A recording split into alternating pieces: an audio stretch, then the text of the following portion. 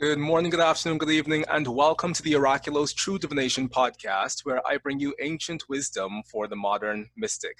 I'm your host, Mychal A. Bryan, and joining me today is astrologer extraordinaire, Mira Epstein. Mira, it's so wonderful to have you on the show today. Thank you, Mychal. Thank you. It's a pleasure. We come a long way, so this is a wonderful opportunity. We come a Thank mighty you. long way. I'm smiling from ear to ear because we met at UAC in 2018 and we've stuck together like glue since then. And so I'm really, really happy to have you on the show today. For those of you who aren't familiar with Mira Epstein or the wonderful work that she does, Mira is a professional certified NCGR level 4 astrologer, which is an absolute big deal because what does that make you? That makes you like the grand poobah, one of the grand poobahs of astrology, right? Well, it tells you and your colleagues that you have achieved the highest possible level of knowledge and encompassed a Mm-hmm. lot of fields and a lot of branches in astrology. Mm-hmm. Mm-hmm. Mhm. And Mira, I also know that you're not just on the faculty of the NCGR chapter in New York City, but you're also the creator and the chief educator of the NCGR educational online program. Can you tell us more about that? Yeah. But I just want, I'm sorry, Yeah. add one more phrase to the list of my not title but roles. I'm also practicing astrologer with not just teaching but also seeing clients, which means that I apply the knowledge to the needs of people. Okay. Okay, the online program follows the certification program, which is a program offered by our organization, Mm-hmm. and it has 4 levels. Mm-hmm. It covers the knowledge of astrology from beginning, from the ground up, and the different uh, disciplines of knowledge that are necessary. It Mm-hmm. starts from astronomy. It covers calculation of different astrological charts, Mm-hmm. natal charts, predictive charts, and so on. And then it takes the student through level 3, where it broadens the scope Mm-hmm. and covers what's known as mundane astrology, which is astrology of politics and the world, Mm-hmm. and astrology in other cultures and other Mm-hmm. styles of astrology, and it gives the student a much broader base and understanding of the field that we're in. Awesome. So in level 4, the student is required to study personal counseling, and it's a Mm-hmm. choice. The student can graduate in personal counseling or Mm-hmm. in research and Mm-hmm. even in education, meaning teaching. So Mm-hmm. these are the different tracks. Mm-hmm. In addition to a very important requirement, which is how to be able, what's called to rectify a chart. Mm-hmm. So this is the supreme art of astrology. These levels are the supreme art. When you have done all that, then you will be recognized by yourself, by your Mm-hmm. peers. You get the respect of your peers Mm-hmm. and even your clients, because Mm-hmm. they will know how much work you've put into your studies. Mm-hmm. And I'm smiling because Mira is also the author of 2 books, well, multiple books, but 2 books in particular called Excellence in Astrology. And so I'm smiling for when you say the supreme art of astrology, because I definitely know how much excellence in astrology means to you, not just because of that's the Yeah. title of your books, but also because that's just something that you're passionate about in general. Now, Yeah, mhm. you really hit it. You really hit it right on. That choice of words for my book, it was exactly that. We all aim towards excellence, Mm-hmm. and we have to mention my translation work, but that will come later. Okay. Most definitely. So that would have been the very next thing I would have got into. So Mira, Hmm. tell us a bit about your journey in astrology in general, because I know that you're from Israel, but you've lived in New York City for many, many years, and you've flourished there, and you've set up a presence for yourself there as a certified professional astrologer. So, what has your journey with astrology been like, and how has it brought you to where you are right now? Well, I think it's something that you don't know that you want until it crosses your path and you say this is it. Mm-hmm. And for me, it was like a matter of in one day from non-astrologer to astrologer, meaning the recognition that this is something that I want to know, Mm-hmm. or rather to master. I wanted to Mm-hmm. master it Mm-hmm. and then apply it. So it Mm-hmm. was a matter of literally one day. Every astrologer is always asked that kind of question: how did you get there? And we all Mm-hmm. have our own journey, and Mm-hmm. it varies from one person to the next. Right. Very often it's very similar. When in my case, it was just let's call it a personal event in my own life, very personal, that Mm-hmm. demanded explanation, and why are things the way they are, and somehow my thoughts led me towards exploring astrology. And it again a matter of one day. In a matter of 2 days, I found an astrologer. I went to meet that astrologer right there and then. At the meeting, I knew that this is where I'm going. Okay. And that was while I was still having my normal 9 to 5 job. Right. It goes that far back. Right. And so Mira, so I know that your journey with astrology has taken you into two directions that on the surface they seem like they go into different directions, but for you they're actually an integrated part of the whole of what you do. And that is your work with the Iranian system of astrology, as well as your work in classical astrology. Can you tell us about those two different parts of your astrological life and how the two of them actually fit together for you? Mhm. So when I started my journey in astrology, and you're talking, I can say the year 1978, uh, and after even when I came to New York in the early 80s, Mm-hmm. the astrology that was available around what people were talking about was um, rooted in psychological language, and it Mm-hmm. sounded like psychology. Mm-hmm. And also new age language and so on, Mm-hmm. and concepts and thinking.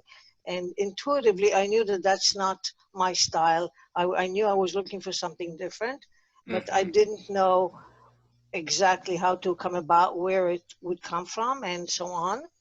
So it didn't take long, a few years later, and I was still Mm-hmm. kind of let's call it floundering in that kind of a level, a world of astrology, Mm-hmm. until the days, which is around 1992, when Project Hindsight came into existence.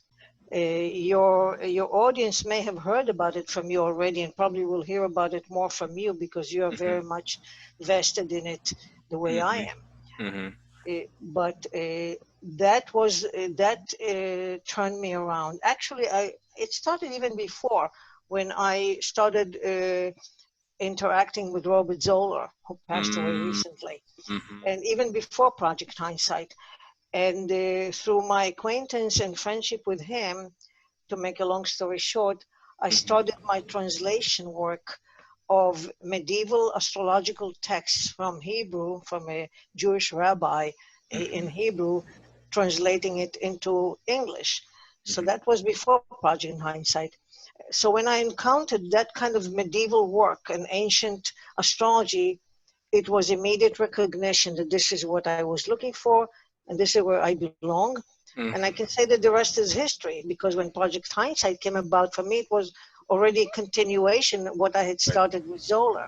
So from that point on, I knew exactly where I was going. I knew I was home. I arrived home, my astrological home, and that was the very classical, very traditional. So I Mm-hmm. don't need to elaborate on that. Like I said, Mychal will tell you all about it in all the other Yes, yes, yes, presentations. yes, yes. At the same time, it didn't, not later, but at the same time, even before that, I discovered something called the Iranian system of astrology, which is a different approach that came from Hamburg, Germany, and it started there in the 1920s, which is exactly 100 years ago. Wow. And it, yes, and it's a system that not well known, but I call it, it emigrated to the United States in 1939. It was brought over to the United States, and ever since then it's been around. And being in New York City, I ran into a group of people who did it. And again, same as my original story, I encountered it, and one day I was head over heels into it. It was a one day thing. I kind of, it spoke to me immediately. But it looked very different from traditional, very, very different. And we don't need to describe it now, but all I'm saying that after years of working with that, parallel to my traditional work, parallel, not instead of, but parallel, I came to the clear realization that that system, even though it's rooted in a different way, created in a different way, came from the 20th century, it has very, very deep roots, conceptual and philosophical roots in the ancient astrology, going back all the way to Ptolemy in the 2nd century. Wow. And Kepler, Johannes Kepler in the 16th century, and Ptolemy in the 2nd century. Actually, that was my lecture in September at the Baltimore conference. Showing the connection, showing the continuation of the tradition and the thinking as a running theme all the way from ancient times until today, which bottom line is that even though it looks to some people, it looks like a strange animal and not connected with traditional astrology, it is. Okay, Mira. So this evening you're speaking about a very specific topic that is near and dear to both of our hearts. Can you tell our listeners what that topic is, please? Okay, the topic is generically is called rulership in astrology. Rulership in astrology. The word rulership in astrology implies connection between planets and signs and the signs of the zodiac. That's the topic. It's not tangential. It's not secondary to your knowledge. It's not something that's nice to have. It's fundamental. It runs through the center and the heart of astrology. It runs to the heart of reading your astrological chart, whether you read your own chart or other people's charts. It is of supreme importance and has a lot of weight in a correct understanding of how the horoscope works. Okay. Well, awesome, Mira. I am super excited to get into this topic with you. So without further ado, I will hand over the reins to you and allow you to take us through this presentation on rulerships in astrology. Okay. So here's the title: Planets and Signs, Rulership in Astrology and the Qualifiers of Life, which means how does it affect life? Because if we know how it affects the chart, we know how it affects life. And for all of you who are interested, again, here's my website address at the bottom of the screen, bear-star.com, and so on. So again, this is from another lecture, but it's appropriate here, so I can show that. Right. If you look at the picture, just you focus on the picture, you see that you can chase your dreams, but then sometimes you don't know that there are other forces that pull you down. Right. So you can have your dreams, you can have your successes, but you can also have the other forces that prevent you or pull you down, or rather tell you this is something that's not for you. Don't go there. Go to another path. So this is just a nice picture to illustrate some of my points. So let's start with the concept of rulership. Yeah.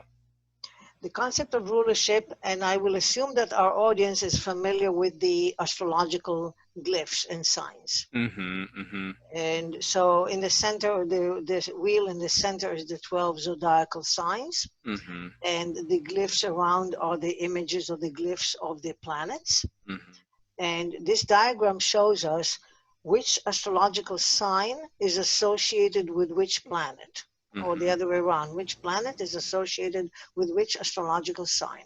Mm-hmm. So just by saying that, I've established the fact that in astrology, planets are associated with signs. Mm-hmm. The word associated is not precise Mm-hmm. because depends on what era in astrology you come from. Mm-hmm. In ancient times, it was simple. The word was rulership. It Mm-hmm. rules. So if you see the sign of Leo, which Mm-hmm. is towards the bottom, and you see the symbol of the sun, it Mm-hmm. means that the sun rules Leo, Mm-hmm. and the moon rules Cancer, etc. Mm-hmm. So the ancient language, I think it's a little bit better.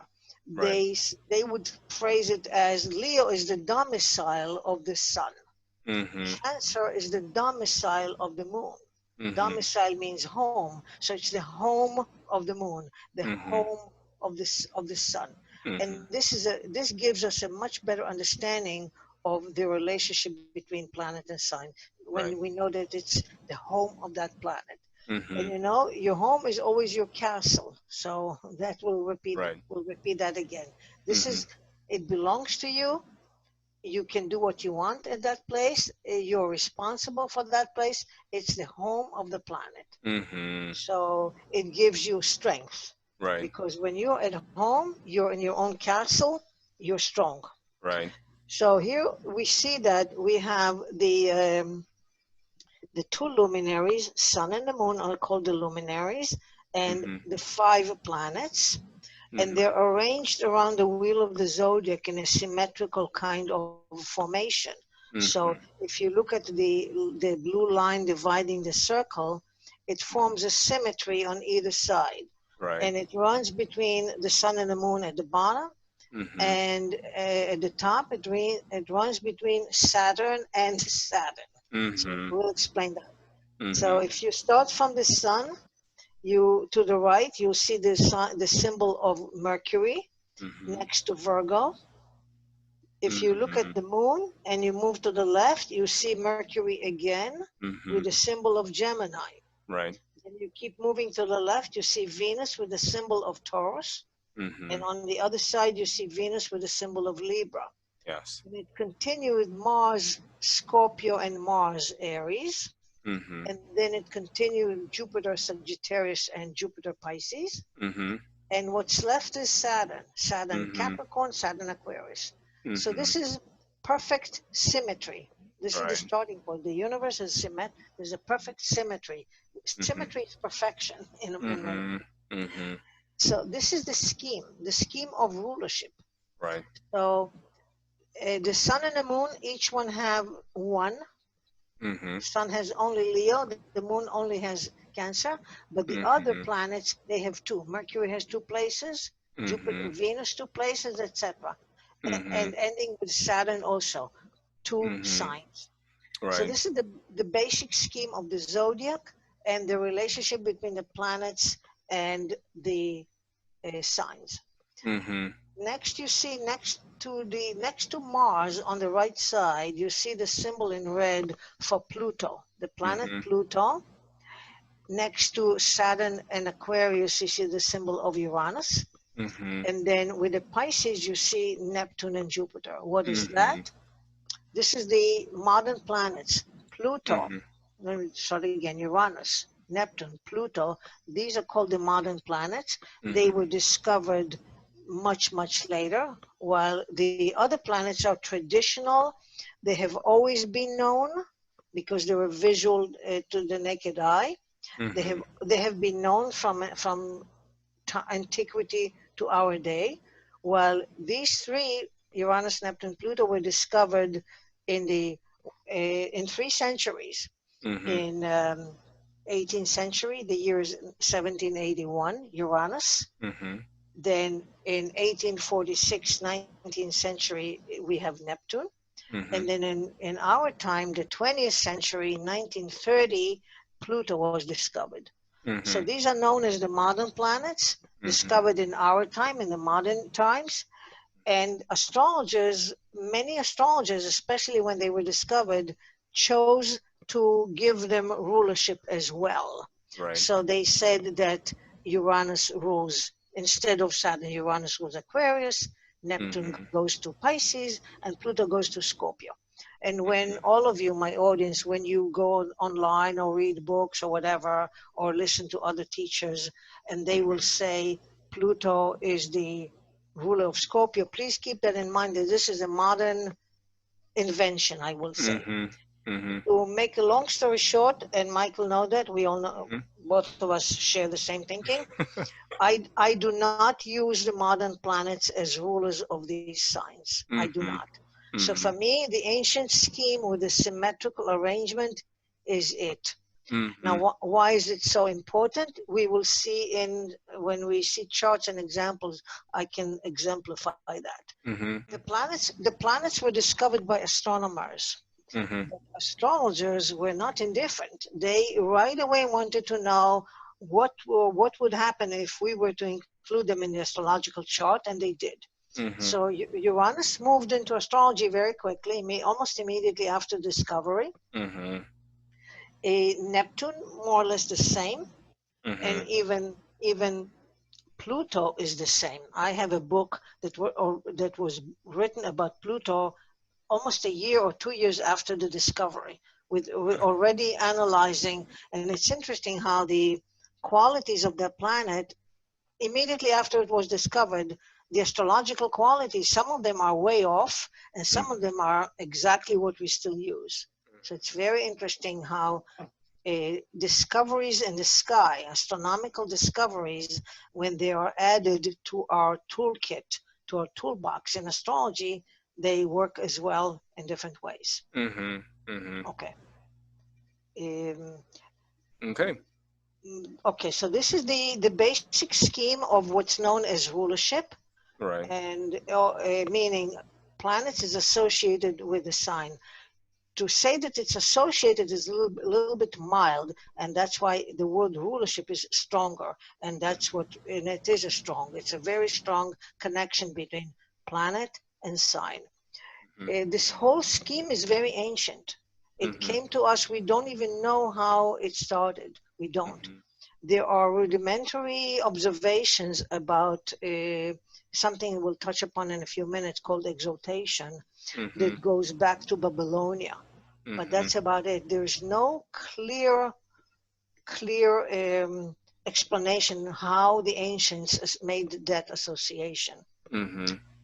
Ptolemy, classical astrology from the second century, has his own uh, explanations that are based on the cycles of nature and things like that. But it's all like explanation or rationale. Mm-hmm. The real reason is beyond us, but it's very solid. It's the most basic foundation of astrology is this concept of rulership. So here is the list of rulership again. Now it looks like a column, not Mm-hmm. circle. So on the left are the names of the planets and the glyphs of the planets. Everybody knows those. Mm-hmm. And here again, the sun rules.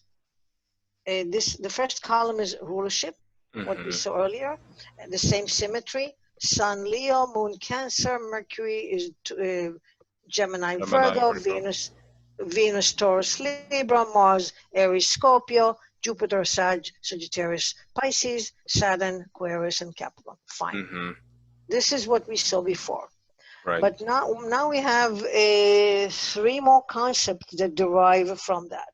So Mm-hmm. one is, so I'll start from the top of the the top of the slide. The Mm-hmm. heading says zodiacal or universal condition of the planet. So we talk Mm-hmm. about conditions of the planet, and Mm-hmm. it can be summed into two situations. One situation is called dignity, and the other situation is called debility. We will elaborate on these two words. Mm-hmm. But you can tell that dignity implies something good, It Mm-hmm. has honor and dignity, and debility sounds like something you don't want to have. less desirable. Right. So let's talk about the dignity. And the dignity is combination of two situations. One is Mm-hmm. rulership, which I already mentioned, and Mm-hmm. here it is in this column. Mm-hmm. And the other one is detriment. Mm-hmm. Oh, I'm sorry. Yeah, I'll start. I'm going down the column here. Mm-hmm. So we have rulership, Mm-hmm. and we have the word detriment. Now, detriment is the opposite of rulership. Mm-hmm. So detriment sounds like something that, again, that you don't want to have. So the Right. planet is less powerful and less desirable in those situations, which is the detriment situation. Mm-hmm. And when you examine the signs, you realize that it's an exact opposition of the rulership. Mm-hmm. So if Leo is dignity, Aquarius, the opposite sign is detriment. Mm-hmm. Cancer is dignity, rulership, then this is detriment. Mm-hmm. So these two columns, rulership and detriment, are exactly opposite to each other. Mm-hmm. So if you, I tell my students to memorize this table so that they can wake up in the middle of the night and know it by heart. And I'm Mm-hmm. telling you, this audience here as well, not Uh-huh. difficult, because I know that this audience that we have here, everybody looks at charts, Mm-hmm. everybody, whether their own or others. So Mm-hmm. it's a very useful, practical thing to have it, to know it, so you don't have to go to check your tables. You know it Mm-hmm. immediately. You look at the chart and you see it right away. It is Mm-hmm. that important. Mm-hmm. So this is the rulership and detriment, opposite sign. Now we have Mm-hmm. another condition. The condition is exaltation. Right. Exaltation is also very positive, Mm-hmm. and so it falls under dignity as well. So Mm-hmm. back to the topic, to the heading here. Mm-hmm. Dignity is either rulership or exaltation. So here's Mm-hmm. the exaltation. Exaltation is different placement for the planet, not what we saw already. So it was Mm-hmm. not in the previous diagram. It's different placement. And exaltation in a certain sign, Right. therefore there's another concept which is the opposite of that, and it's called fall. Mm-hmm. Again, opposite. If the exaltation of the sun is in Aries, then the fall is in Libra, the opposite sign. Mm-hmm. So we have this table is the table that you really want to know by heart. Right. Not difficult, because Right. it will give you a lot of bang for your buck. When you look at a chart, you will see information right away. Mm-hmm. The numbers in parentheses, please ignore for now. They're not necessary to explain right now. Mm-hmm. Just the sign combination. Mm-hmm. So again, we have rulership and detriment, exaltation and fall.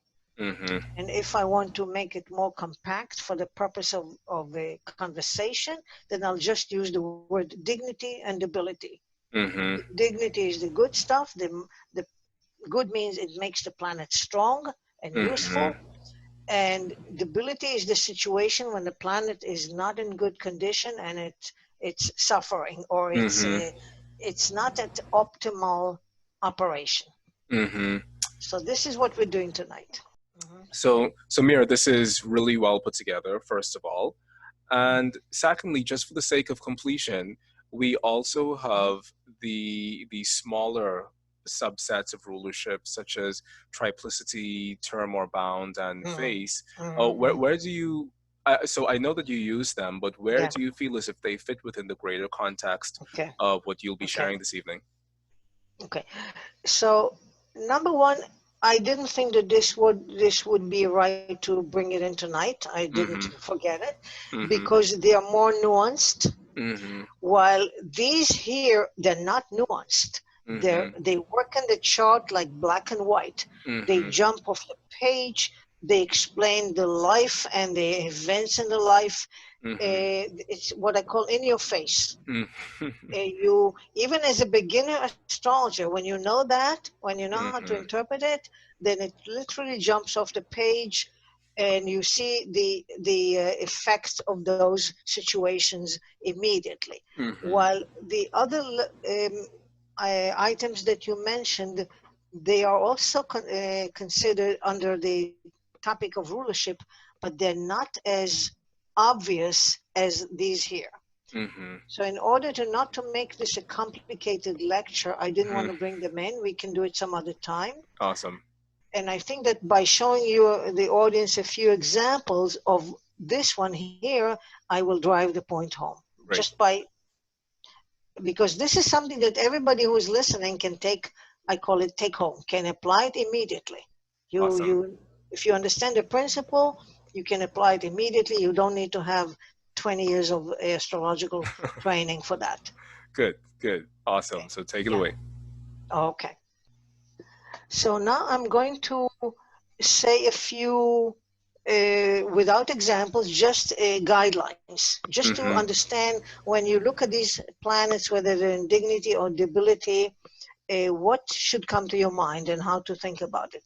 So Mm-hmm. I'll try to do it relatively quickly, but enough to make my points, so you can, like I said, our listeners can just take it home. Mm-hmm. Okay, so here I go. So why do we need to talk about that? Mm-hmm. It's dignity. I'm reading from the text very quickly. Mm-hmm. Dignity, debility of planets is an ancient concept that goes as far back as Hellenistic and maybe even Babylonian era. Mm-hmm. The words imply good or bad, good and bad, Mm-hmm. desirable and undesirable. But the concept really applies to strength and weakness of planets. Mm-hmm. I'll say it now. So when planets are in their good place, they become stronger in life and have the power to do what they need to do. While Mm-hmm. when they're not in those strong places, they are weakened. Their power is taken away a little bit or a lot, Mm-hmm. sometimes a lot. Okay. In my teaching experience, I have noticed disregard and ignorance of the subjects. I'm sorry to say, but I have to say it here. Um, the typical response when I bring this up in my teaching, the typical response is, I don't know how to use it. I don't know what it means. I don't consider it. Mm-hmm. And this is a major neglect, and this is my platform and my opportunity to speak to the world again and say that, in my opinion, it's a major neglect, and people miss out on their knowledge big time. They just don't Mm-hmm. know how much they're missing. That's all. Okay. Mm-hmm. So this is serious neglect, and I'm saying that it results from what I call. I apologize if anybody here is not on the same page as I am. Yeah. I call it watered down New Age astrology, which avoids negative language. Mm. Negative language, because when we speak about planets in less desirable situation, it sounds like we're saying bad things, and Mm-hmm. it's interpreted that way. And everybody wants to think of astrology as the one thing that will take you out of your misery and will Mm-hmm. fix everything in life, Mm-hmm. while astrology sees things differently. So it's a neglect, and Mm-hmm. you'll listen to lectures and webinars and whatnot, and people will present charts, and they will not necessarily point out the condition of the planet in this sense. Okay. Mm-hmm.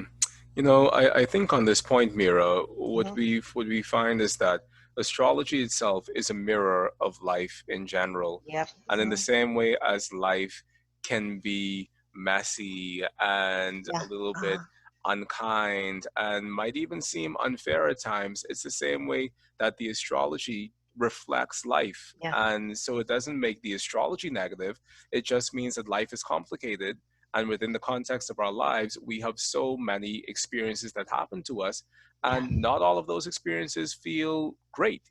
So I think that it's really Yeah. important that we have an astrology that acknowledges the Yeah. fact that not all of our Yeah. experiences do feel great, and the astrology should also be able to reflect those things when they don't feel so good.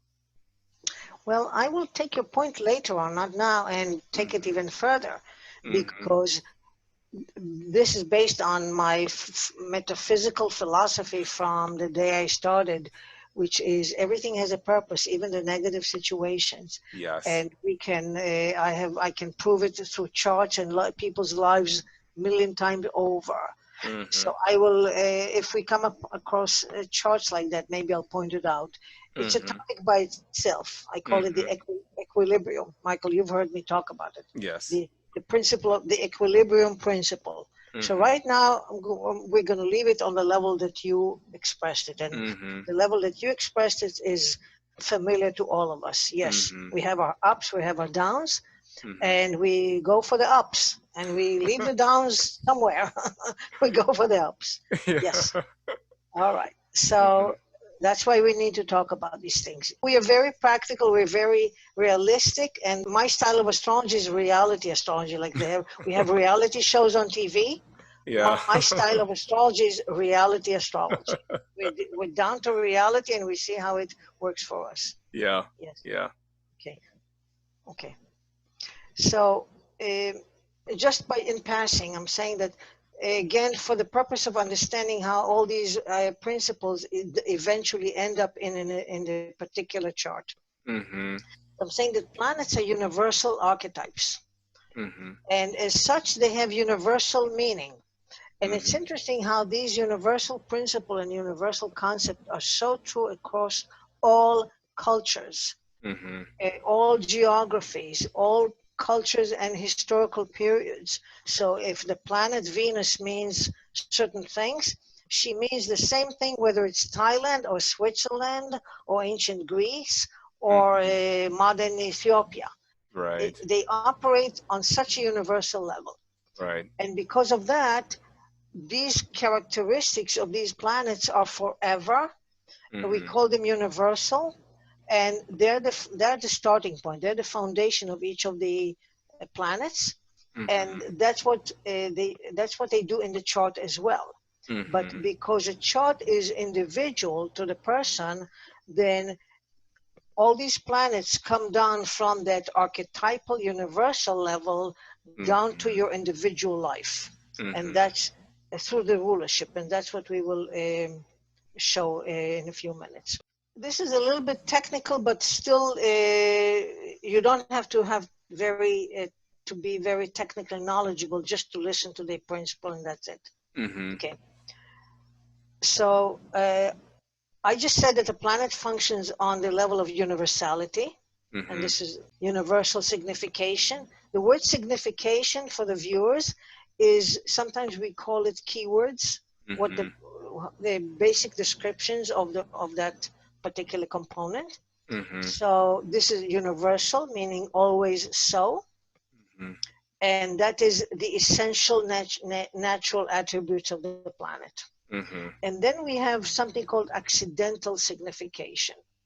Accidental, the word accidental does not mean an accident like a car accident. It means that how that particular planet happens to work in a particular chart. So it's like accidental. Okay? How does it do it? Through the rulership, and the rulership and the houses in the chart. So this is the accidental. We have generic, universal, essential, broad level, and then in the individual chart, it becomes specific to your own life, to your own chart. Okay. And now we're saying the planet is evaluated again for strength and weakness, what I said earlier. So this is a little bit of a repetition. I'm saying a strong planet, which is either rulership or exaltation, those two situations, is successful in performing the job of the house it is assigned to rule. I'm sure that most of the people know what I'm talking about, but we'll see a chart later. So a planet is associated or rules a sign. In the chart, that sign falls in a certain house. So that means that the planet is responsible for that house and that sign, that placement. So I call it's responsible for that place. It's the job. It's the job of that planet to take care of that house, the caretaker. So here I said here, caretaker of the house that it rules. Right. That's accidental. So we have a strong planet is successful in performing that job of that house it is assigned to rule, as well as the house where it lives. So a strong planet, I call it delivers, oops, I'm sorry, 1 second. A strong planet delivers the goods.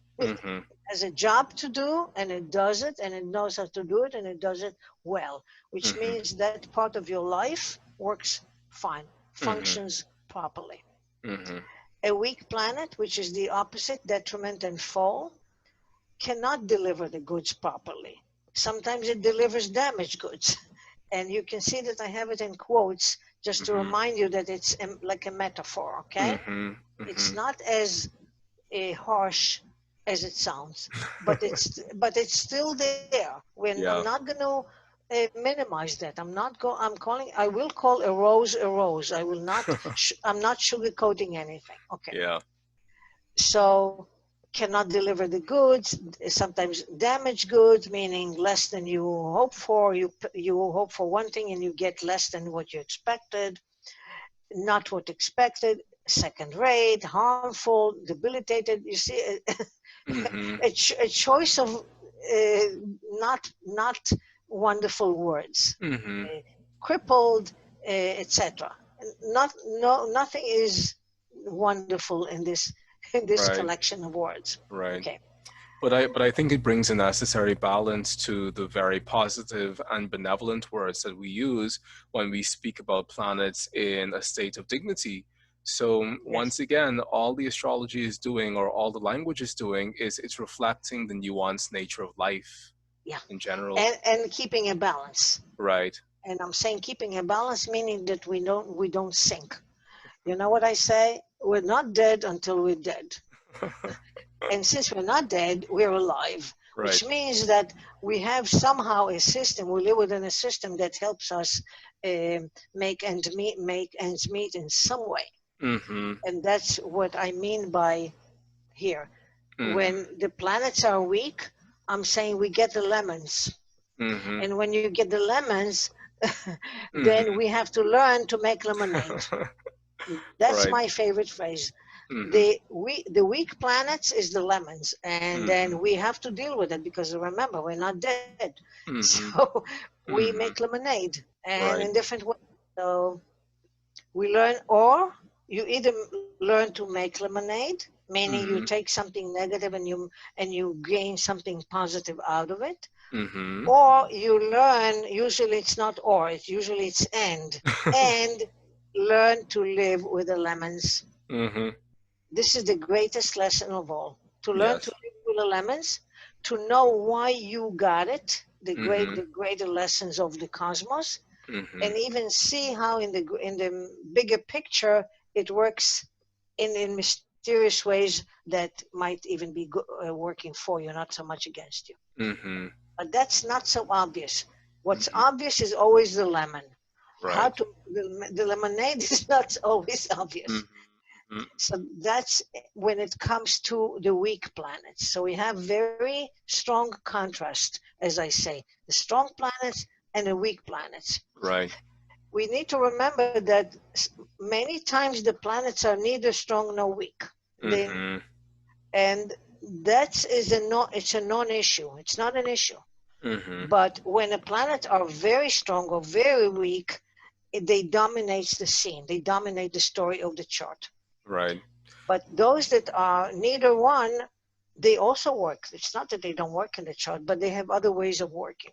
Mm-hmm. So, zodiacal universal dignity debility, which this is what we're talking about, dignity Mm-hmm. debility that results from the zodiac, not the houses, the zodiac, Mm-hmm. comes from sign placement only. Sign, which sign Mm-hmm. they're not by house, not by aspect. Mm-hmm. This is a very clear concept, and we don't mix them, and we don't make them one big mush, and we don't confuse the messages. You Right. cannot say good is bad and bad is good. Good is good and Right. bad is bad. And we have to be very clear on this differentiation. Mm-hmm. One of the ailments of, or let's call it modern astrology, is that it creates a mush. People Mm-hmm. don't know how to prioritize, how to put things in a hierarchy, how, what put first things first, and Mm-hmm. what gets more attention and what gets less attention. So Mm-hmm. that's it's my big gripe. I'm not going to start now. Okay. Okay. Okay. So zodiacal placement, it is the universal condition of the planet. In other words, regardless which, Jupiter is very good in the sign of Cancer, exalted in Cancer. It's exalted in Cancer, it's positive, regardless which house is going to fall in the house, regardless. And the same goes for the others. Okay, some additional principles so that to help people prioritize and not interpret everything in the same way, because we need nuances. First of all, everybody can see that I say here, one sign does not fit all. That's very important. You cannot apply the same kind of thinking and phraseology for all the planets. One size does not fit all. Dignified planets are not difficult to relate to. When you have a good planet in your chart and it works well for you, you don't even think about it. It works well for you. You take it for granted. That's part of life works. It is the debility that presents the challenges. Not only to the owner of the chart, but also to the astrologer. That's a challenge because you don't want to say bad things. And you have to you have to think about, if it's bad, how bad is it? Is it very bad? Is it a little bad? How much does it interfere with the life of the client? And also, what part of that life? You cannot take one negative point and say that it applies to the whole life. No way. It applies to one part of life, etc. And that's why I'm saying one size does not fit all. Every planet has its own flavor of dignity and debility. Own flavor. So Mars dignity debility is not the same as Jupiter dignity debility. Every planet has its own style. Okay. There is no one blanket statement to describe the whole thing. The conditions vary from planet to planet, manifestation and intensity. Okay. So this is where the astrologer, folks, this is where the astrologer comes in. The job of the astrologer is to evaluate all these and nuance it. But for those of you who are beginning the journey, you might still want to try and think about it, even if you cannot do the complete evaluation, but at least make the observation, the initial observation in your chart. This one works for me. This one is less than wonderful. And then you take your chart to the astrologer, and the astrologer will finish the job. Okay. Okay. That's the first principle. Second principle, location, location, location. Again, it's the houses. The specific condition or function of the planet must be localized in the chart, localized. So if my toe hurts, my brain can still work, right? If I lose a finger on my right eye, in my left hand, I can still use my right hand to write down things. So it's all about locality in the chart. The locality of the chart is that part of life that it happens to describe. And that's what I mean here. Applies to specific houses, and which houses are those? The houses that the planet rules, the domicile of that planet. Those houses will be affected by the condition of the planet. In addition, I'm saying, as well as the house where the planet lives. We will see it in charts. So the planet can be, let's say, if the sun rules Leo. So Leo is the domicile of the sun. But if the sun is in Aries, which is the dignity, the good place for the sun, then we have two houses that benefit from it. The domicile itself, Leo, but also the Aries, where the Aries is, the house where Aries is, because the sun is there. So two houses benefit from that, not just one. Two houses benefit from that. In the same way, it's the opposite, the debility, the negative situation. If Mars is in Taurus, not the best place for Mars, then the domicile is Aries, and the other domicile is Scorpio. We have two domiciles, which is two houses, and another house, the third house is the Taurus, where Mars is. So we have three houses suffer from that. Three houses are affected by the planet that's not in the best condition. So that's localizing. Right. So that's already involved thinking, but when you are live with astrology for not too long, you begin to see it very easy to begin to see these things. I mean, to observe those areas in the chart. Right. Okay. Okay. Bottom line, in other words, the condition, good or bad, does not describe the totality of the chart, nor the totality of the person. Mm-hmm. So if, let's say, one planet is not good enough, it does not mean that all of you are not good enough. No, it does not mean that your whole life is a loss, as a total loss. That's my point. It does not mean that at all.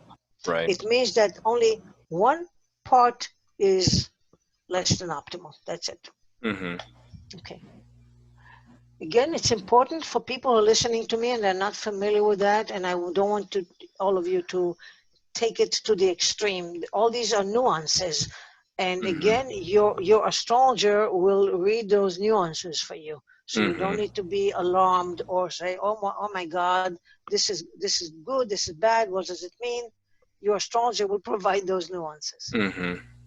Planet in rulership, the planet is at home, it's the boss, it owns the place, it has the last say in the matter.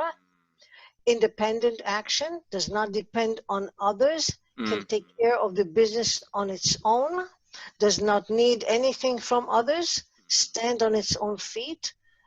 And oftentimes you see that it's also a quality or a talent that develops on its own naturally with ease. Wow. This line that I just read is a more recent understanding that I have added, because you can see that when a planet is very strong in a chart, when a person grows up and goes to maturity, it shows up more and more and more in their lives, and it becomes a real source of strength in that life. Wow. And it does it naturally. It's not, you don't have to go to school for that. It's built in your chart. It's built in your psyche. It's built in your DNA. It's like you know how to do it naturally.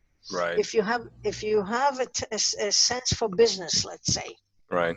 and let's say combination of Jupiter and Saturn and exalted Jupiter and so on, talent for business. At age 7 years old, maybe you'll sell candy to your schoolmates. Right. But at age 17 or 18, maybe you start your own company already. I've seen that happen. And at age 40, maybe you'll own a whole corporation. But it will come to you naturally. Just a matter of scale at what age it begins to show up.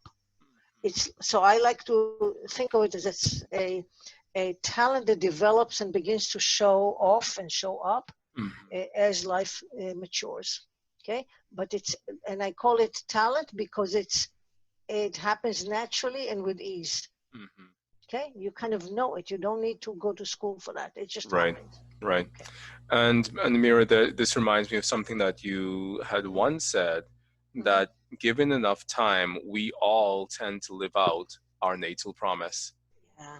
And given enough time, we all live out every part of our chart. Like there's no way we go through life without living out every part of our chart. And I always found that a very strong statement, but also a very profound one when you think that all the things that we find within our nativity, it comes out within the course of our lives. So true. And I say life is a journey, at the end of which we meet our total self. Now, astrology can show you that. It sounds like a nice metaphor, but it's beyond a metaphor. It's a reality of astrology. Per what you just said, we get to experience all the parts of our charts, all the houses, all the planets, all the aspects. It's a matter of age. That's it. And you remember, Mychal, from our different meetings that we have techniques that can do that. Right. We have techniques. It's not just it's not poetry, it's reality. It's not metaphor, it's a reality of astrology. The chart can show you that. It can Right. tell you, it has powerful tools to show at what part of life, what time in your life, certain aspects of your chart will show up and you will experience them more profoundly. We have Mm-hmm. these tools. That's a part of predictive work, not Mm-hmm. here, Mm-hmm. including what we're talking about here. Right. Definitely. Okay. Okay. Now, all that was rulership, which means I'm the boss. I'm the Mm-hmm. boss, and if the sun is in Leo in the second house, I take care of my money. Nobody can tell me what to do with my money. It's my Mm-hmm. own, and it takes care of it, and it also makes sure that it continues to flow. Mm-hmm. Continues to flow because the planet is at home. It Right. knows what to do, and it knows what to do in the house of money. Mm-hmm. If the same combination in another house, not money, but maybe a relationship or work, same effect. It knows what to do and it will do it per Mm-hmm. that part of life. Mm-hmm. It's the boss. Right. It rules that part of your life. Okay. Right. Now, exaltation below, it's more subtle and it's beautiful. Mm-hmm. Exaltation, here is the word excelling, Mychal, Mm-hmm. excellence. Excelling, excellence, Mm-hmm. high quality, above average, honor, Mm-hmm. rise, succeed above one's station in life. Mm-hmm. This goes together with what I said earlier. These two statements, this one, I'll make it yellow for the Mm-hmm. audience. Mm-hmm. These two statements came to me, I would say, more recent in my understanding, when I continue to give these topics a lot of thought as I Mm-hmm. teach it, as I practice it. Again, when a planet is very strong, if you're 5 years old, fine, it's not so obvious. But because it's very strong, as you grow and mature in life, and that planet works for you well, you might be even doing better than when you started or where your parents started. Mm-hmm. You're, and that literally means above one station in life. Mm-hmm. Maybe you were born to a working family, and now you have a big mansion on Fifth Avenue in New York City, something like that. Mm-hmm. So regardless of the fact that you were born in modest circumstances, if your chart can take you places, it will take you. Wow. That's my point. Mm-hmm. And so these two statements work together. It Mm-hmm. shows naturally and it takes you places. Okay. Mm-hmm. And the word honor we find in a classical literature. We see the word honor. Mm-hmm. I added these words: excelling, excellence, high quality, above average. Mm-hmm. The literature, the Hellenistic literature, and you've seen that, Mychal, Mm-hmm. usually says honor. Mm-hmm. That sums it all up. Okay. Mm-hmm. Okay. Mm-hmm. And like I said, it doesn't matter where you started; it's where you end up. Right. Okay. And Right. it's natural and it's on its own. So the ability is on the other side of it. Mm-hmm. And so again, the planet is weakened, cannot properly deliver its natural attributes. And the general rule, the debilitated planet is weakened, damaged, cannot defend itself. That's Mm-hmm. important. Cannot defend itself, Mm-hmm. cannot operate as it's supposed to according to its universal signification. So you can see that. Now, in detriment, uh, as you can see, the detriment has only a few words. But Mm-hmm. again, in order to differentiate between detriment and fall, I Mm-hmm. wanted to differentiate, and then I wrote works against or opposite the archetypal essential nature of the planet. Mm-hmm. This is a good phrase that you can use when you think, for instance, of Sun in Libra in Mm-hmm. detriment, and Mm-hmm. we will see that, or Sun in Aquarius, because both are detriment. Mm-hmm. Now, when you look at people with Sun in Libra, Sun in Aquarius, you say nothing wrong with these people, right? Right. Yeah, they're like all of us. This is where the nuancing comes in, Mm-hmm. and I'm not going to start getting into it now, but um, so the key phrase, and we can see that in some charts, I say uh, opposite the archetypal essence. Mm-hmm. In order to elaborate on that, I need to get into the details, but this is my principle. Okay. As you can see, the fall situation has a lot more phrases, but I've said most of it I've expressed already. So you can see loss of prestige, loss of status, disgrace, very, very harsh words.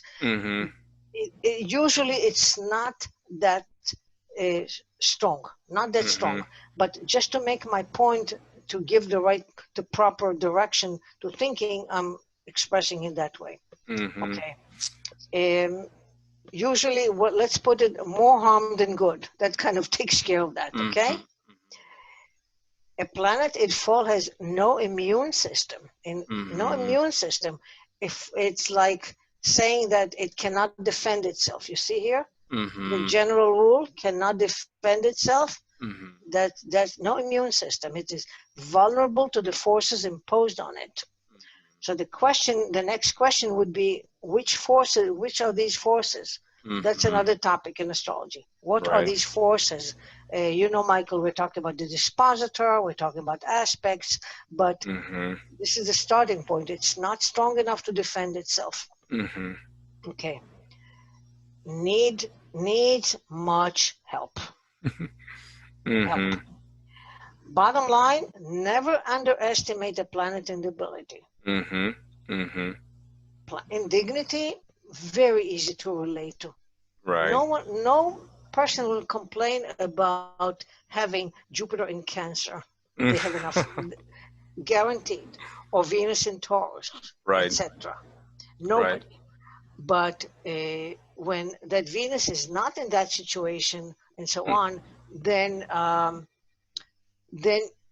that's going to be the topic on conversation throughout life. Where you meet, just listen to conversations of people over a cup of coffee in a restaurant, or in a casual conversation. What will people talk about?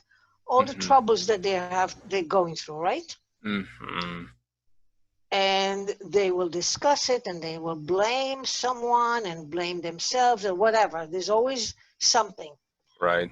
But they will not sit there and complain about the fact that they have a lot of money, right? I'm trying to make a point here. Whatever works for you.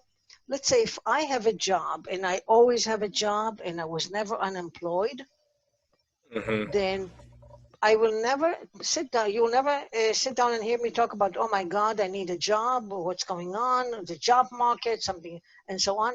It's not a topic of conversation for a person who has not experienced a problem in having a job. While it will be, so people pay attention to the debility, while the dignity is taken for granted. Most definitely. It's like there was a quote by a fashion mogul, and she said that I've been rich and I've been broke, and I'd rather be rich. Well, obviously. Precisely. So if you've been rich and broke, that means that you have experienced both ends of the spectrum at some point.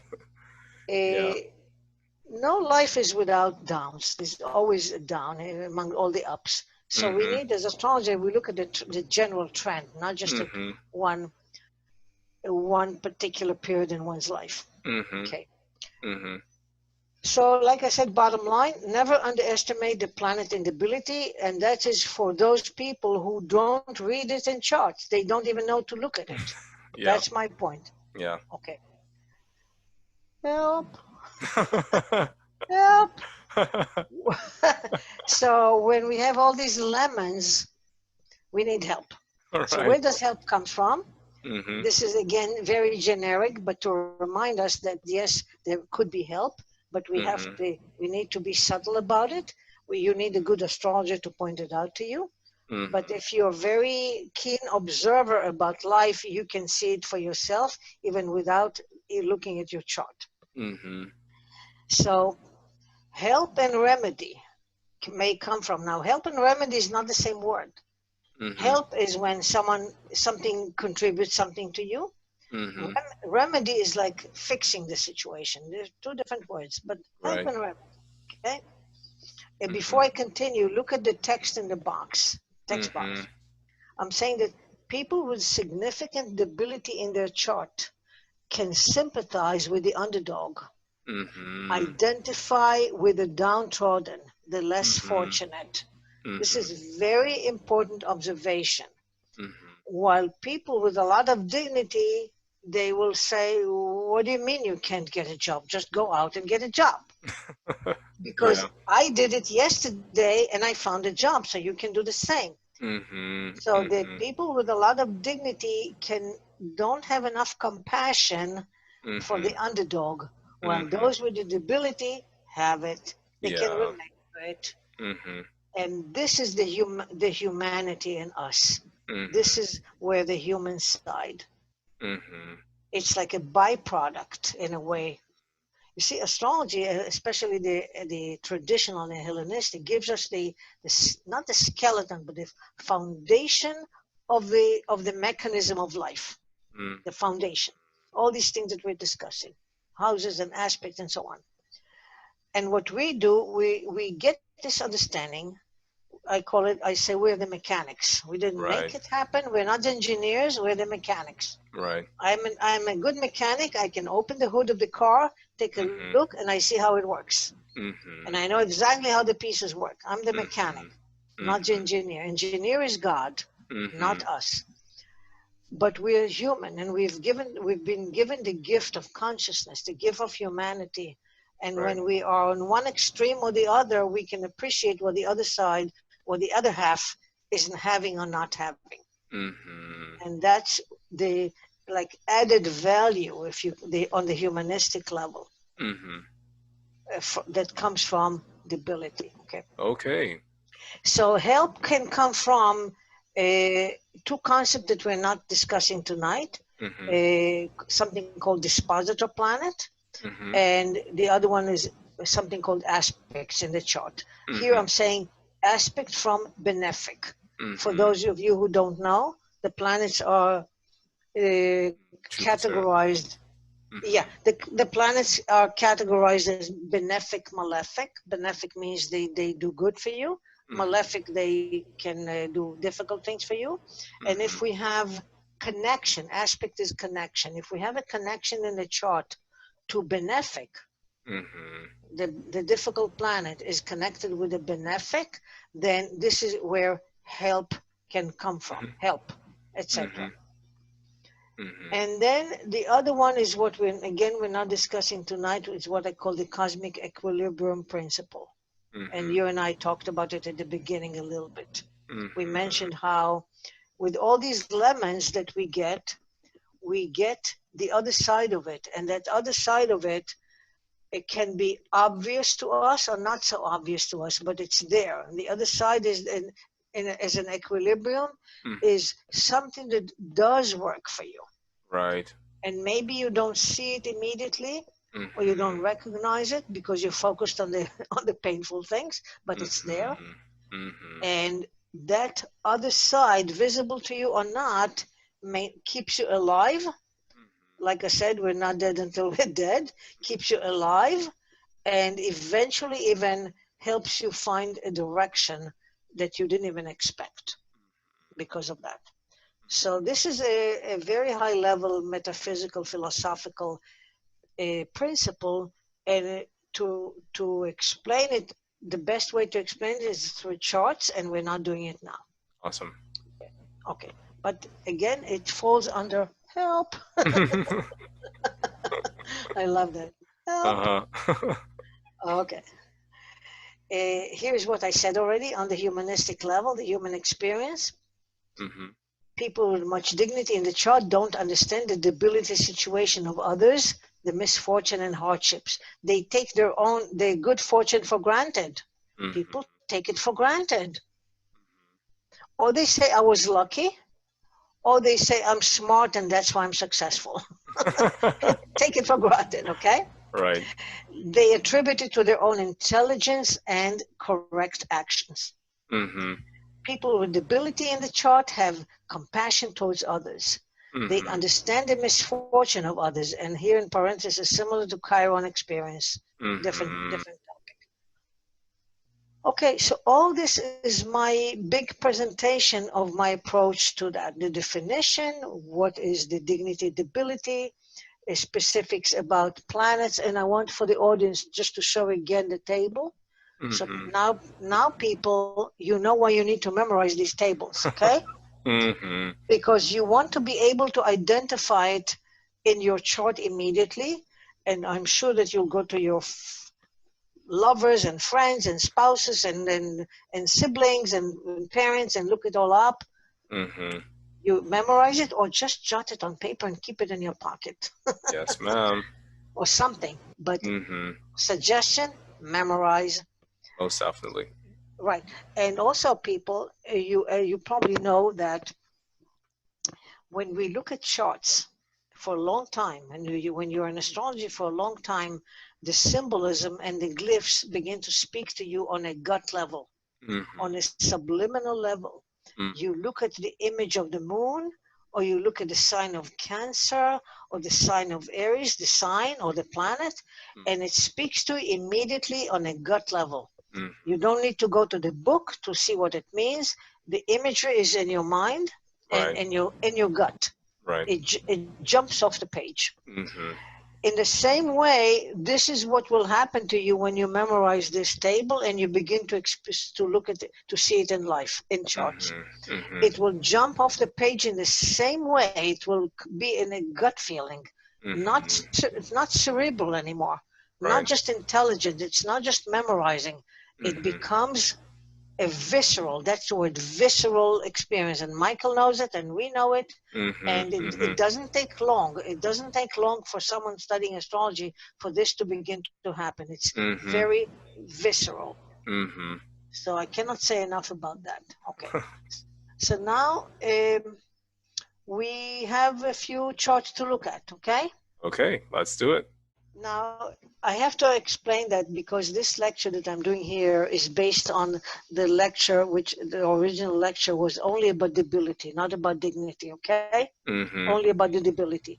So the slide here is my approach, my initial approach. I take a chart and I start looking. Mm-hmm. When I start looking at a chart from scratch, there are a few things I look at it first. And those things have to jump off the page. Mm-hmm. No major thinking. Just I look at the chart and I see things. Mm-hmm. One of those things that I see immediately is the dignity, debility, what I just told you about. Mm-hmm. And it jumps off the page. Immediately I will see that. And I will make a big mental note of it. Right. And so on. Right. But then when I start doing the details and I go house by house, planet by planet, at some point I do that, then I come to that planet which is in debility, and I can do the same with the dignity, but I start here with the debility. Mm-hmm. Then before I even formulate the definition, before I even try to answer myself what is really happening, I know that something is wrong because the planet is in debility. So I always start by asking what's wrong. So I call it the what's wrong question. Mm-hmm. Before I answer my question, at least I say, okay, planet in debility, what's wrong with that? Mm-hmm. And the answer will come from the variety of situation in the chart. Mm-hmm. So by starting with that question, at least you are not ignoring that situation. You tell yourself, I have to resolve that. I need to know what it means. You're Right. not glossing it, no glossing over, no Mm-hmm. ignoring it, not pushing it aside, no denial. Right. No denial. It's there. We want to understand it. Mm-hmm. If you're reading your own chart and you don't want to understand it, fine. But if you're reading for if you're beginning to practice astrology and read for other people, it's your responsibility to pay attention. So Exactly. it's the what's wrong question. Okay. Mm-hmm. So I'm saying it's a generic question, Mm-hmm. and the answer must consider the houses that are involved, Mm-hmm. because the houses is that part of that life, Right. not all of life, part of life. Right. So this is the starting point. Now here Okay. I'm going to bring up a chart just just to point out a few things, to use this just to point out a few things. Mm-hmm. This chart has dignity and has debility. Mm-hmm. And it has, so I'm going to point it out. First, I'm going to talk about the business of the houses and rulership again by demonstrating in a chart. Mm-hmm. This particular chart has Libra on the ascendant. I'm sure that the audience knows what it is. I don't need to explain it. So Mm-hmm. these are the 12 houses. So Mm-hmm. Libra is on the ascendant, Scorpio second house, etc. Mm-hmm. There's no planet in the first house. Mm-hmm. Actually Neptune is conjunct the ascendant exact, but never mind. Mm-hmm. So the ruler is Venus. Mm-hmm. Venus is not in her domicile. She's someplace else. She is here in another domicile, the domicile of the Virgo, okay? Mm-hmm. She's the domicile of Mercury. Mm-hmm. But she's not at home. Right. She's in someone else's home, the Mm-hmm. home of Mercury. Virgo is the Mm-hmm. home of Mercury. Mm-hmm. It so happens that Venus in Virgo is the least desirable place for Venus. The least, Venus is in fall. I Mm-hmm. said it earlier, maybe I didn't say it as strongly earlier. Right. The fall condition of a planet is the least desirable, Mm-hmm. while the rulership and exaltation is the most desirable. So she Mm-hmm. is here, and so the ascendant, which is the person, the actual person is the ascendant, is in the least desirable situation. And I'm not going to tell you the story of that person. We don't have time for that, but it's a real person whom I know. Mm-hmm. Okay. This is debility. So this is situation of debility. Mm-hmm. Now we have Mars. Mars in Cancer is also in fall, and it's in the most important house of the chart, the 10th house. Mm-hmm. So it says that, and the 10th house has to do with work and career. Mm-hmm. And for this particular person, I'm not telling you the story, the career is in the dumps. Mm-hmm. Literally. It Mm-hmm. was, I will not tell you more than that. Not Right. possible. Right. But the career was the biggest saga in his life. It's a guy. The Mm-hmm. biggest, huge saga, Mm-hmm. etc. So the 10th house did not help him. It hindered him. It made it Mm-hmm. even worse. Mm-hmm. So a planet in a debilitated planet in an angular situation is worse, not better. Mm-hmm. Mm-hmm. Well, what I think it does, and especially in the context of this chart, is it gives it more visibility, especially Exactly. because it's in the 10th house. So Exactly. while it may not necessarily make the planet or the condition of the planet better, it definitely does make it a major theme within his life. Got it. Not Mm-hmm. only major theme, but like you said, visible, the keyword, visible. Mm-hmm. I'm saying it's for everybody everybody can see that because the 10th house is your action in the world, Uh-huh. and and everybody knows your 10th house because that's your business. Uh-huh. And everybody can see that you're a failure. Simple as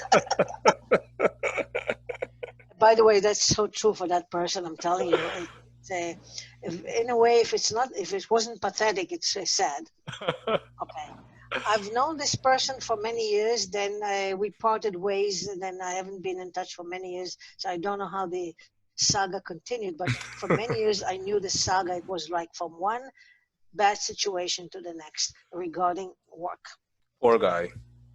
Yeah, and Mm-hmm. there's more to that story, but okay, now there's dignity in this chart, and Uh-huh. that's the Sun in Leo Uh-huh. and Mercury in Virgo. Mm-hmm. The Virgo, as you can see, folks, is dominates because there are 5 components in that Virgo: Mercury, the South Node, Moon, Venus, and Saturn. So Mm-hmm. this Virgo dominates the scene, Mm-hmm. and Mercury is there. Mm-hmm. This guy is very mercurial. Like Mm-hmm. I said, it dominates the scene. Mm-hmm. Like I said, it's also Venus, the ruler of the ascendant, is under that Mercury influence, right? Mm-hmm. The guy is very cerebral, very analytical, etc., etc., and he even did a PhD on economics and whatnot. Mm-hmm. Very cerebral, very analytical, and that Venus is also under that analytical effect, and he likes it. He also likes his women very analytical. That's an aside. Uh-huh. But so Venus is very debilitated here. She cannot pull herself off the ground, and nor does Mars. So between Mars and Venus, this chart is really pulling him down, not up. Okay? So it's a guy with big Leo dreams. I knew him many, many years ago. We were on the same job. He was sure he was a hot shot. He was sure he was, and everybody would like to employ him. And because he's so smart, it never happened. Never. Wow. So the sun here didn't help him much in general. Only his own self-esteem, but that's about it. But he didn't see it the way other people saw him. Because the person in the chart is not the sun sign, a different topic. The person in the chart is the ascendant and the rule of the ascendant, which is the Venus here. Okay. So I use this chart for a couple of purposes. One is to explain the rulership. I need to finish to do more on that one. For instance, this Mars here, the domicile of Mars is Aries. So we have Aries here, 7th house, as well as the 2nd house of Scorpio. So this miserable Mars didn't help him at all when it comes to matter of 2nd house, his own money, and didn't help him at all when it came to relationship and marriage. Okay? And as a matter of fact, one of this part of the saga, I'm not going to tell you now, one of the chapters in that saga was a question of marriage, and the woman had a lot of money and he had none. So you see how marriage, money, career in the dumps all worked together. It's kind of pathetic. Okay, and another chart. And also mirror, depending on the type of orb size that you use, that Mars is essentially squaring the ascendant-descendant axis. You got it. Yes. Yes. Let's not bring in the question of orb, because our audience is going to explode. It's too much information for one thing. Okay. Let's not bring in aspects. Let's stay with houses and rulership. Okay. Again, because folks, when you just interpret the houses and the rulership correctly, you have covered 75% of your chart. 75% of your understanding will come to you through correct understanding between planets and their houses. Now we have another chart, a real life chart, again, to illustrate a few things. So everybody knows Celine Dion, awesome voice. Everybody knows her life story. Actually, not everybody. People who have met her only, have seen her only as a mature singer, might not know the beginning. But here is a story of profound exaltation in the chart, profound dignity in the chart, at the same time debility, intense debility. So when you have a chart with strong dignity and strong debility, it's like painting a picture with a lot of black and a lot of white, very distinct and stark difference, okay? Very stark difference. Strong dignity, very strong dignity, very intense debility as well. So how does it play in her? Fact number one, the ascendant, Selene is the ascendant, and Selene is the ruler of the ascendant, the planet that rules this one. So it's the sun. We have Leo on the ascendant. The sun is Selene, and the sun is in Aries, exalted, on the top of the chart in the area of career. So this is, remember, it's a talent that shows from the beginning, Mychal. It's like you cannot resist it. It works no matter what. It will push you up. Right. Selene was discovered at age 12. Wow. Celine, her mother, even before her mother knew, she was the youngest child of a brood of 8 children or something in French Canada, Wow. French Canadian, Mm-hmm. Quebec area or something. Mm-hmm. And she was the smallest of the brood, but she had an incredible voice. Her mother knew that. And when she was very young, age around 11 or 12, her mother took her to this producer, music producer. And this is the guy, you see him in the picture. And Mm-hmm. he was older by what, 25 years or whatever, an older guy. Mm-hmm. She opened her mouth and started singing. She was there with her mother. And the guy said, that's it. This is what I'm going to do. He dropped Mm-hmm. his whole business, trying the producing business of other musicians, and took her under his wings and developed her career from age 12 on. She has that divine voice. Wow. And they developed attraction to each other, but they didn't touch each other. They're very conservative. From age 16 or so, she was already in love with him. He was like her Svengali or something. And when she was 18, meaning she came of age legally, Mm-hmm. they formed a romantic relationship. Mm-hmm. He had been married and he had children. And then when she was 24, 25, they got married. Mm. That's the long and the short of it. And but her career, like a rocket, Mm-hmm. went like a meteor, shot into the sky from age 12 on. Mm-hmm. This is the tremendous dignity. Mm-hmm. More dignity, Venus in Pisces. Mm-hmm. Venus in Pisces is beautiful as well. Mm-hmm. Oftentimes very musical. Pisces, the sign of Pisces contains music as well. Mm-hmm. And Venus makes that music very musical. Right. So we have very strong dignity here, and I'm not going to interpret the whole chart, just what I need for now. Now look at Saturn. Saturn is in Aries, the weakest point for Saturn, the weakest, Mm-hmm. because this is fall. Saturn is in fall. Mm-hmm. Sun exaltation, Saturn and fall. Together, combined in conjunction, standing side by side. Mm-hmm. Interesting combination, okay? I'll come back to it. Another planet in difficult situation is Mars in Taurus. Mm-hmm. Mars in Taurus is in detriment because Mars would rather be in Scorpio, rulership. Right. So detriment. So how does this operate? How does the negative side operate in her life? But before that, this planet Saturn here is coming to this location from here, from the 7th house, Mm-hmm. Aquarius. Mm-hmm. By the way, Mychal, I use this chart and others to prove that Saturn is the ruler of Aquarius, not Uranus, Saturn. Because Right. as such, Saturn being the ruler of 7th house, this is the domicile. 7th Mm-hmm. house is marriage and partners. Mm-hmm. Marriage and partners.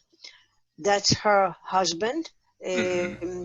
Angelil. His first name was Angelil. He passed away a couple of years ago. Okay. Angelil. So this is her husband at her, standing next to her at the point of career. Mm-hmm. Remember, she was his business. Right. He became her agent, her producer, her everything. Mm-hmm. She did not know any man beside him from the day she was a child until she died. She was never with anyone else. Wow. Nobody. Nobody, romantically or otherwise. He was Wow. everything in her life until he passed away. Wow. And he managed her career. So Mm-hmm. here is husband and wife standing together at the point of career. One is Mm-hmm. very exalted, the other is less exalted. Okay. Mm-hmm. So how does that play out? Uh, this Saturn is also the ruler of the 6th house here. Mm-hmm. 6th house has to do with health as well. Right. He developed heart ailment just about after they got married. He had heart problems throughout their marriage. Heart problems. Wow. Talk about that has to do with relationships. I don't want to get into that. But he had Mm-hmm. heart problems, and more recently, when he died, he developed cancer, Mm. and that cancer spread into his throat. He couldn't speak. Look at Mars, Taurus. The sign of Taurus rules the throat, the vocal cords. Mm-hmm. So this, in a way, I'm sorry to tell a sad story, but we are astrologers here, and we have to call a spade. It's like Mm-hmm. saying that she in the chart is stronger than he is, Mm-hmm. and she made his career rather than the other way around in some way. Mm-hmm. Through her, everything came through her talent. Mm-hmm. Of course, I can go on to a few other things in the chart, but it's not necessary. I just wanted to put in stark contrast dignity and ability. Okay? Right. When he died, her brother died a week later from the same problem, cancer of the throat. Wow. It was like really wow, that Mars and Taurus. Okay? Interesting. Very, very, very. Okay. You might ask, and everybody does, what about this Mercury in Pisces? It's considered the detriment, okay? This is Mm-hmm. considered debility for Mercury. Mm-hmm. My answer is very simplistic. Yes, Mm-hmm. there's always nuances. Yes, there Mm-hmm. are. But I'd like to do it not as a nuance, but as a simple or simplistic answer. Mm-hmm. When I see two planets in a chart, and Mm-hmm. one is in dignity, one is in debility, and they stand right next to each other like this in conjunction. Mm-hmm. The planet in dignity takes over. Mm-hmm. Takes over. It's strong enough to cover up and do what needs to be done. Mm-hmm. And that is also why the sun here takes over for that Mars, for that Saturn. Mm-hmm. It's like the sun said to Saturn, don't worry, I'm strong enough, I'll support you. Right. Right. The Right. sun Right. says to Saturn, I will support you, don't worry. Mm-hmm. And Mm-hmm. the excellence and the exaltation, which is excellence again, of Mm-hmm. that Venus protects Mercury, and Mm-hmm. as a result, Mercury is helping that Venus, not interfering at all. On the Mm-hmm. contrary, especially when these two are together. When I see Mercury and Venus in the conjunction in every chart, it's Mm-hmm. always a very positive combination. It's always good. It's Okay. good for verbal expression. It's good for mathematics. It's good for music. It's good for a lot of things. Venus, Mercury conjunction. Mm-hmm. Mm-hmm. So this is all I want to say about this one. So I've used this one to show a life textbook case Mm-hmm. that includes dignity, debility, and house rulership. Mm-hmm.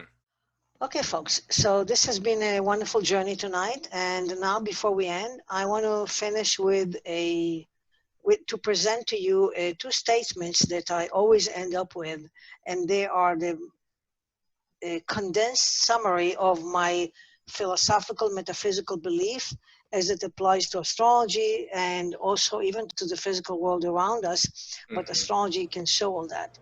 So on the top, I'm saying the universe is meaningful and purposeful and in constant equilibrium.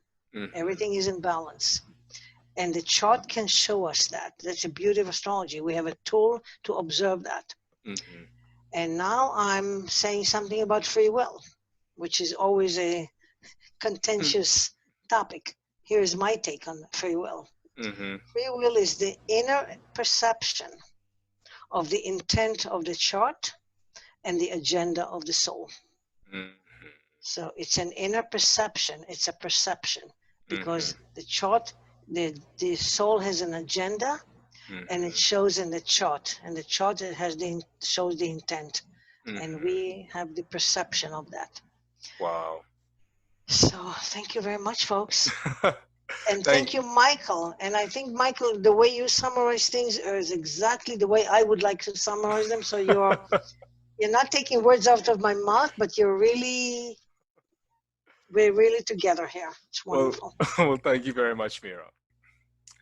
So, Mira, thank you so much for taking us on this wonderful adventure into the world of essential dignity, and also by giving us such rich and salient language to use regarding not just planets in their dignity, but also planets in their debility. Because something with the language is that it really brings alive these concepts in a way that's potent and in a way that we can really sink our teeth into, that ends up becoming important in terms of chart interpretation. So thank you so much.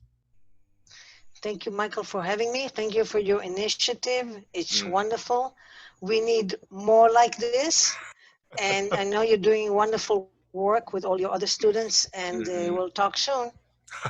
Thank you so much, Mira. And for the rest of you, please do, if you want to find out more about Mira Epstein's wonderful work, not just her work in terms of teaching astrology, but also a lot of her amazing translation work, you can find out more information at her website, which is www.bear-star.com, and it's going to be down below in the description box, so please do check it out. And also, if you want to talk a bit more, if you have questions or you just want to connect with either Mira Epstein or myself, you can shoot me an email by checking out my website at www.tarotdharma.com.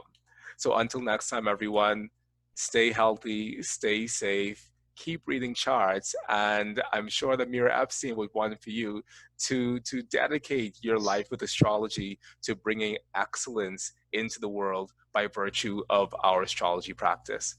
Have a great evening. Thank you, Michael.